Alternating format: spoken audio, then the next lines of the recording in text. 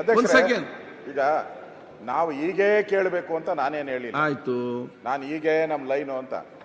ಸುರೇಶ್ ಕುಮಾರ್ ಅದಕ್ಕೆ ಸ್ಪಷ್ಟನೆ ಕೊಟ್ಟಿದ್ದಾರೆ, ಯಾರಿಗಾದ್ರೂ ನೋವಾಗಿದ್ರೆ ಅಂತ.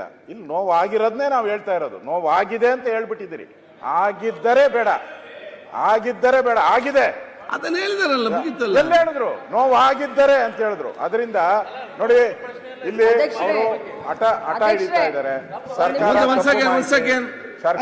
ಮಾತಾಡ್ತೀನಿ ಅಧ್ಯಕ್ಷರೇ, ಇಲ್ಲಿಯವರೆಗೆ 52,416 ಕೋಟಿ ಹಣವನ್ನು ಗೌರವಾನ್ವಿತ ಮಹಿಳೆಯರಿಗೆ ನಾವು ಈ ಯೋಜನೆ ಮುಖಾಂತರ ಹಾಕಿದ್ದೀವಿ. ಸೊಸೈಟಿ ಮಹಿಳೆಯರ ಗೌರವ, ಮಹಿಳೆಯ ಸ್ವಾಭಿಮಾನ, ಮಹಿಳೆಯರ ಆತ್ಮಸ್ಥೈರ್ಯ ಹೆಚ್ಚಾಗಲಿ ಅಂತ ಈ ಯೋಜನೆ ಮಾಡಿದ್ದೀನಿ.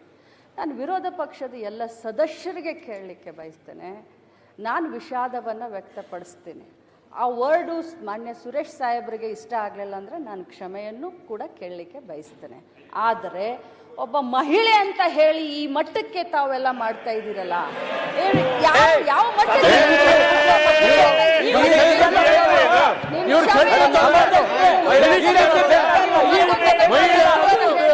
ಅಲ್ಲ ರೀ,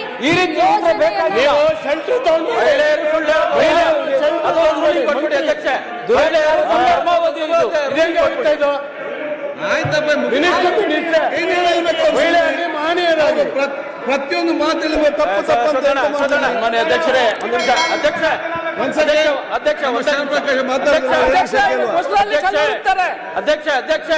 ಅವ್ರು ಕೊಡಿ.